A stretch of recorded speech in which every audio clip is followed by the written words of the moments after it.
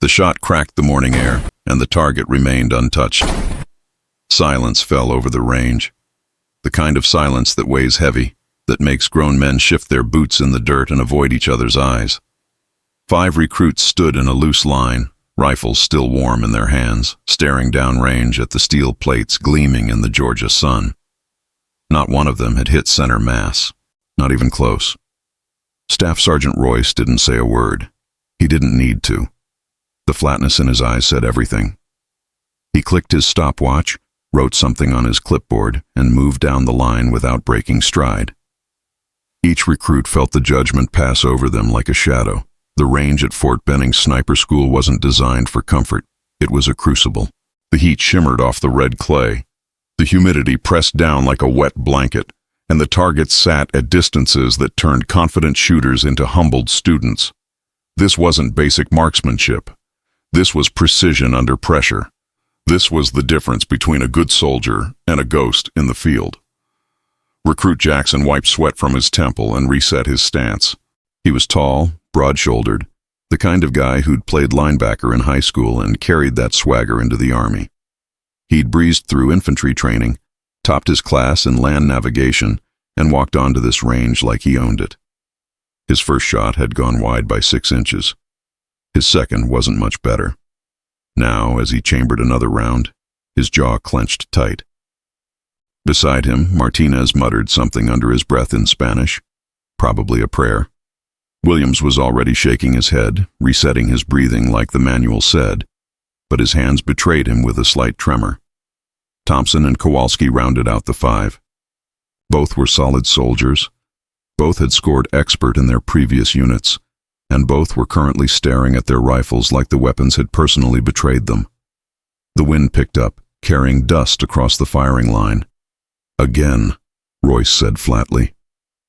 5 triggers squeezed, 5 rifles barked, 5 bullets sailed downrange. 2 hit the outer edge of the silhouette. 3 missed entirely. Jackson slammed his palm against his thigh. Martinez closed his eyes. Williams just stared, his face blank with disbelief. This wasn't supposed to happen. Not to them, not here. Royce made another note. You're thinking too much. You're forcing it. The rifle doesn't lie, gentlemen. You do. He paused, letting that sink in. Break for water. 15 minutes. The recruits lowered their weapons, frustration rolling off them in waves. They moved toward the shade of the equipment tent, boots scuffing the hard-packed earth. Nobody spoke. Pride was a bitter thing to swallow, especially in front of your peers. That's when they noticed her. She'd been there the whole time, sitting on an overturned ammo crate near the supply shed, so still she might have been part of the scenery. A woman, slight build, maybe 5'6", dressed in the same fatigues as everyone else, but somehow wearing them differently, quieter, like she was used to not being seen. Her dark hair was pulled back tight, her face clean of makeup, unremarkable in the way that made people look past her. She had a notebook balanced on her knee, a pen in her hand, and she'd been writing something while the recruits fired, not watching them, not paying attention, just there. Jackson noticed her first. "Hey!" he called out, his voice carrying that edge of irritation men get when they're embarrassed and need to redirect it. "You just gonna sit there, or are you here for a reason?" She looked up slowly. Her eyes were hazel, calm, unreadable. She didn't answer right away, just held his gaze for a beat longer than was comfortable, then went back to her notebook. Martinez snorted. "Great. We got an observer now?" "Probably some admin clerk," Thompson muttered, "making sure we fill out our targets properly." Kowalski squinted at her. "She doesn't have any rank insignia." "Civilian contractor, maybe," Williams offered. "Range safety, equipment tech." They were guessing now, trying to place her in some box that made sense. Women at sniper school weren't unheard of. There'd been a handful over the years, and the ones who made it through were as hard as coffin nails. But this one didn't carry herself like a student. She didn't have that hungry look, that edge of proving something. She just existed, quietly. Jackson took a long pull from his water bottle, then wiped his mouth with the back of his hand. His pride was still stinging, and he could feel the heat of embarrassment crawling up his neck. "You know how to shoot?" he asked her, louder now, making sure the others heard. Or you just here to take notes?" She glanced up again. This time something flickered behind her eyes. Not anger, not defensiveness. Just a brief, almost imperceptible acknowledgement that she'd heard him. Then she closed her notebook, set it aside, and stood. She was smaller than any of them. Compact, but the way she moved, smooth, economical, no wasted motion. It reminded Jackson of the way his old drill sergeant used to move, like someone who'd done this 1,000 times and didn't need to think about it anymore. "Staff Sergeant," she said quietly, looking past Jackson to where Royce stood near the firing line, reviewing his notes. Royce looked up. For a moment, something passed between them, a look that carried weight. History, maybe, or understanding. He gave a small nod. "You want to run a demonstration?" "If you think it would help," she said. Her voice was soft, but it carried. No hesitation. No apology. The recruits exchanged glances. Williams raised an eyebrow. Martinez crossed his arms. Jackson felt a spike of something ugly in his chest. Defensiveness, mixed with curiosity, mixed with the need to see someone else fail, so he wouldn't feel so alone in his own failure. "Oh, this should be good," he muttered under his breath, but loud enough for the others to hear. Royce walked over to the equipment locker and pulled out a rifle. Not one of the standard-issue M110s the recruits had been using. This was different. Older. A Remington 700 with a worn wooden stock and a scope that had seen better days. He handed it to her without ceremony. She took it like she was accepting a handshake. No fanfare. She checked the chamber out of habit, ran her hand along the barrel, then moved to the firing line. The recruits followed, forming a loose semicircle behind her. The curiosity was too strong now. They wanted to see this, needed to see it. She knelt in the dirt. No mat, no padding. Just her and the rifle and the target 600 yards downrange. The wind was still gusting, inconsistent. The kind of wind that could push around 4 feet off course if you didn't account for it. She didn't rush. She settled into position like she was settling into a familiar chair. Her breathing slowed. Her shoulders relaxed. She made a small adjustment to the scope, barely a quarter turn, then went still. Completely still. Jackson watched her, and despite himself, he felt something shift. This wasn't showboating.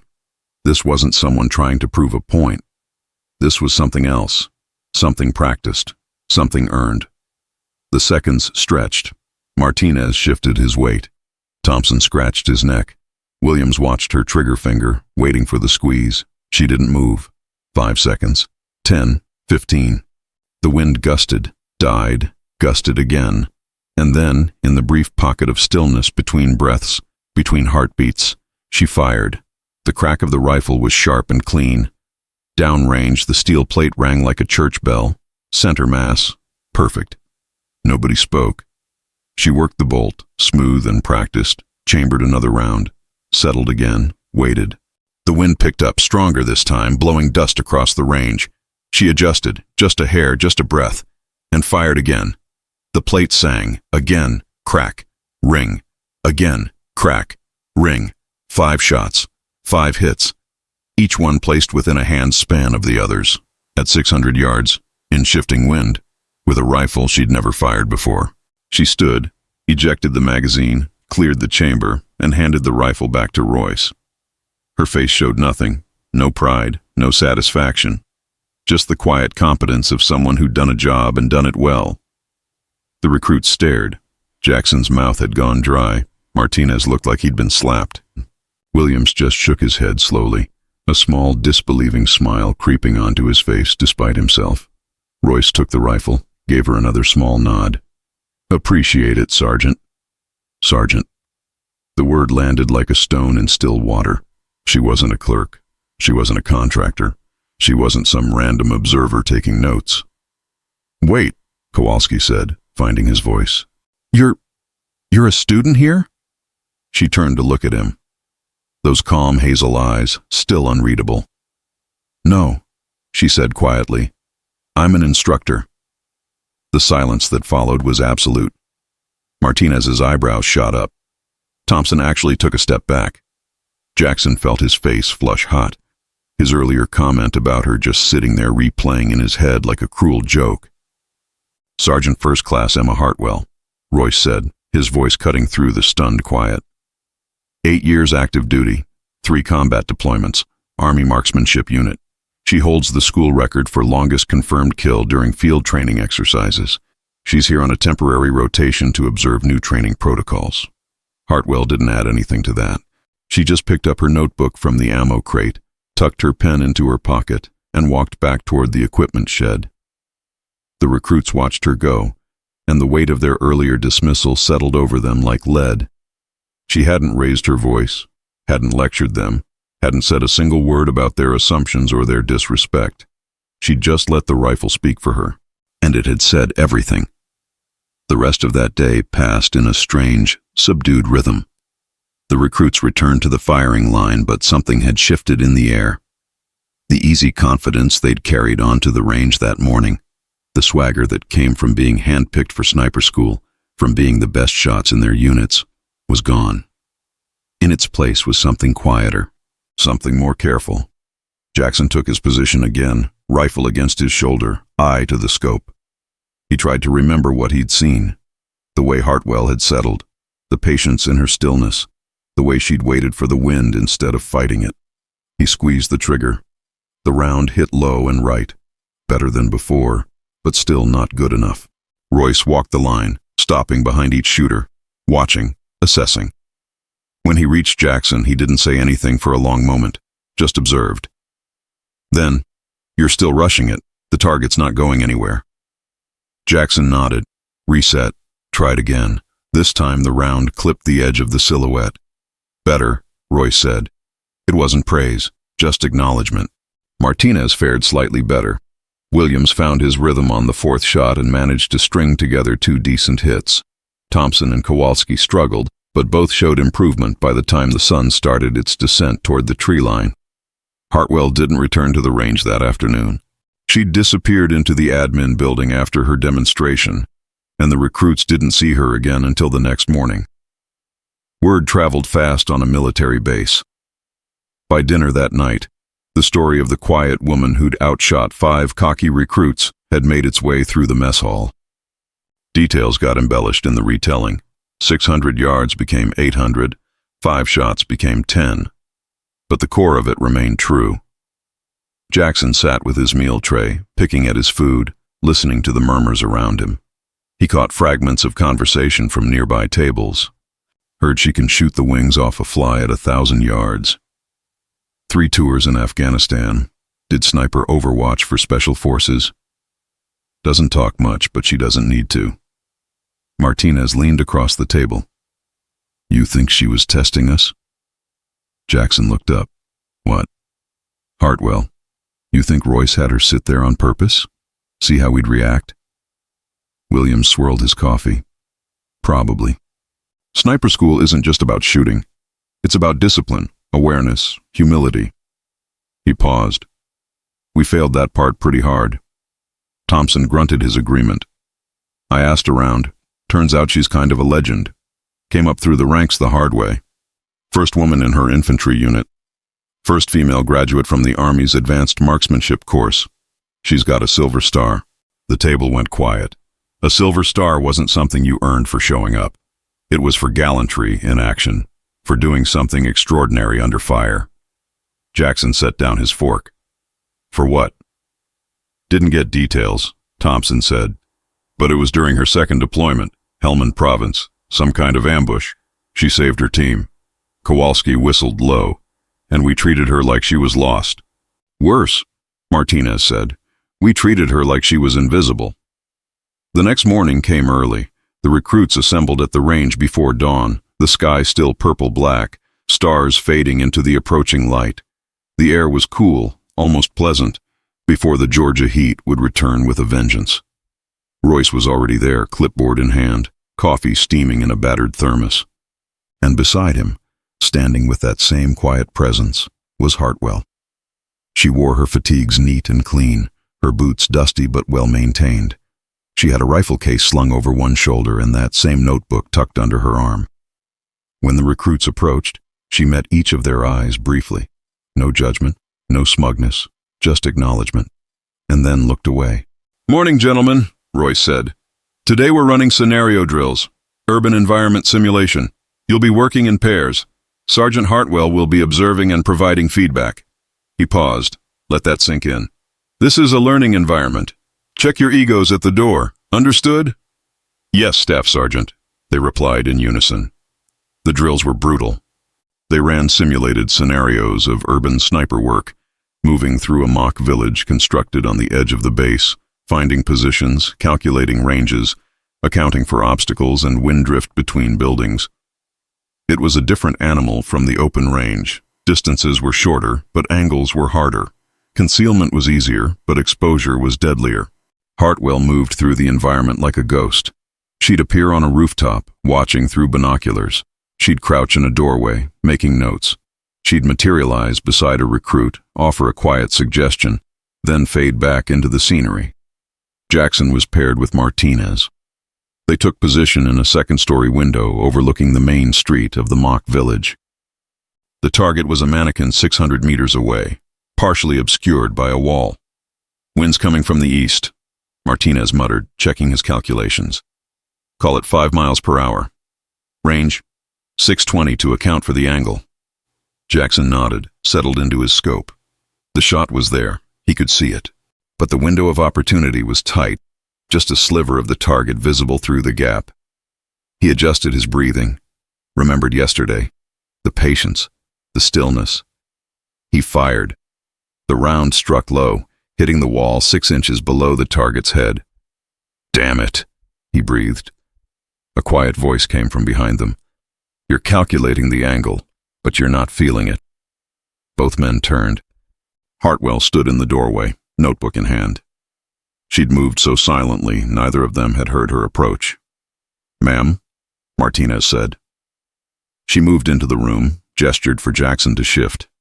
He did, and she knelt where he'd been, looking through the scope, but not touching the rifle.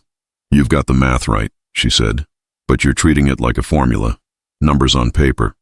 She tapped the side of her head. Shooting at distance isn't just science, it's intuition, experience. You have to trust what you feel, not just what you calculate. How do you build that intuition? Jackson asked. It wasn't a challenge. It was genuine. She looked at him, and for the first time he saw something softer in her expression. Not sympathy, more like understanding. Time, she said simply. And a lot of missed shots. She stood. Don't beat yourself up. Yesterday was your first day here. This course exists because nobody walks in already knowing everything. She paused at the door. But you have to be willing to learn. And that means leaving room for the possibility that what you think you know might be wrong.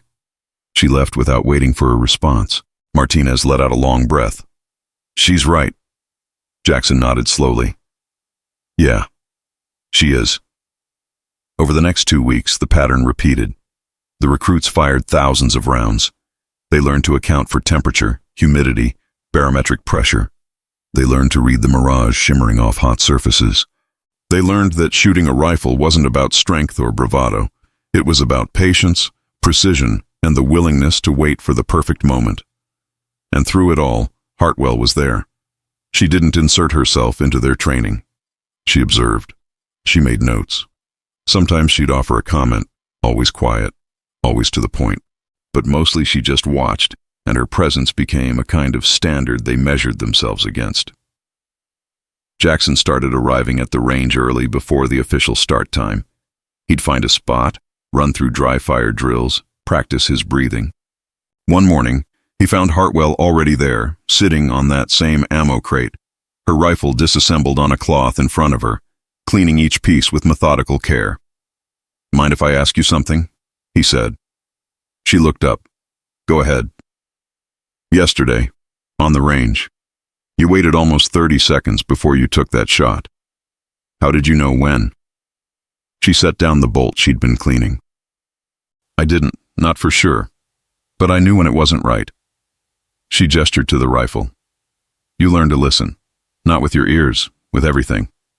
Your body knows when the moment is there. You just have to trust it. That sounds almost zen. A small smile touched her lips. Maybe, but it works. He watched her reassemble the rifle. each movement precise, practiced. Can I ask you something else? Sure. Why didn't you say anything, that first day, when we...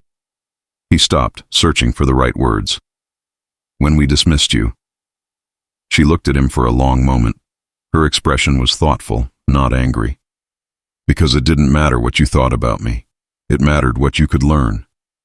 She slid the bolt home with a satisfying click. I didn't need to defend myself. The rifle would do that for me. Jackson nodded slowly. That silver star you have, what was it for? Hartwell's hands stilled. For a moment, he thought she might not answer. Then she spoke, her voice quieter than usual. My team got pinned down in a valley, ambush, heavy fire from elevated positions. We had wounded. Couldn't move, couldn't call in air support because of the weather. I was on overwatch, half a click away. She paused. I had 12 rounds left. There were 15 targets. What did you do? Made them count. She didn't elaborate, and Jackson didn't push. He didn't need to. The weight of that moment, alone on a ridge, watching her team die if she failed, it sat there between them, unspoken but understood. You saved them, he said quietly. I did my job. That's more than a job, ma'am. It's what any of us would do, she interrupted gently. When it matters, when lives are on the line, you find out what you're made of. She stood, slinging her rifle over her shoulder. You're getting better, Jackson. Keep showing up early. Keep putting in the work. You'll get there. As she walked away, Jackson sat there in the dim morning light, feeling the weight of her words settle over him like a blanket. You find out what you're made of. He thought about that first day, the arrogance, the assumptions, the way he dismissed her without a second thought. He thought about the rifle's crack, the steel plate ringing, the absolute silence that had followed. She hadn't needed to prove anything to them. She'd already proven it to herself, in places they couldn't imagine, under circumstances they'd hopefully never face. The only question was whether they could prove it to themselves. On the final day of the 2-week rotation, the recruits assembled for their qualification shoot. 200 rounds, multiple distances, multiple positions, everything they'd learned condensed into a single, pressure-filled evaluation. Hartwell stood with Royce, watching from the observation tower. Jackson could see her up there, binoculars raised, notebook ready. She'd be leaving after today, rotating back to her regular duties. This was her last day observing their class.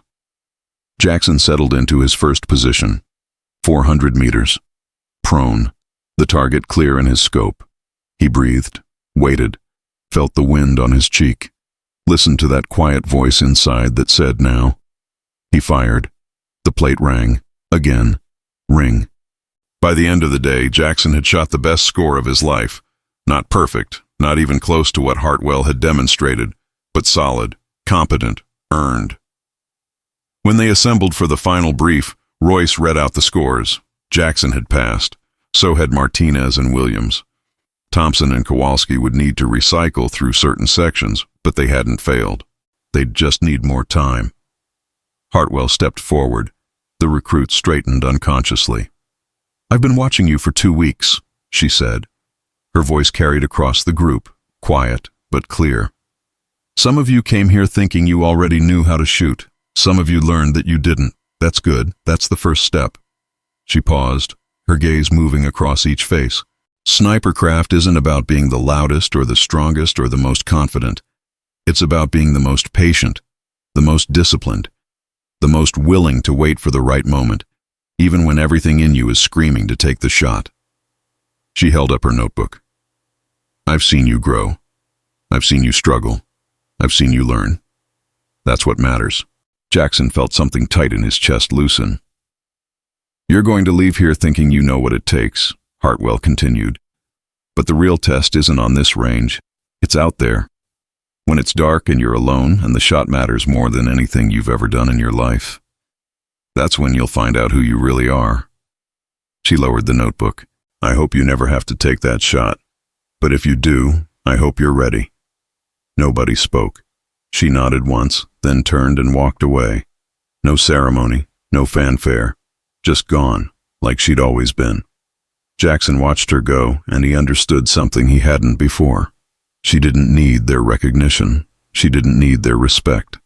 She'd earned something far more valuable than that. She'd earned her own. That night, Jackson sat in the barracks, cleaning his rifle one last time before lights out. The metal gleamed under the overhead lights, every part precisely maintained. Martinez walked over, dropped onto the bunk across from him. "You think she'll remember us?" Jackson looked up. "Probably not. We're just another class to her." "Maybe," Martinez said. "But we'll remember her." Jackson nodded. "Yeah, we will." He thought about that first shot. The silence. The steel plate ringing like a bell in the Georgia heat. The way her face had shown nothing. No pride, no satisfaction. Just the quiet competence of a job done well.